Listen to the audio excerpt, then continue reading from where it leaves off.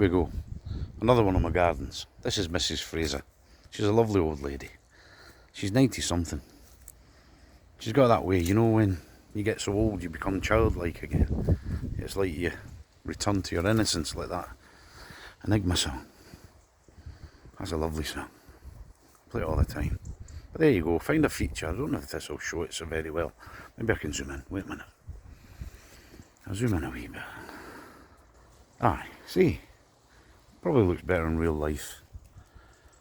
But anyway, that's Mrs. Fraser's garden. So find a feature and go round about it. Make it interesting for your neighbours and yourself. And then there, I went diagonally. And then another time I'll come diagonally the other way. It's always good to cut your grass in a different direction each time.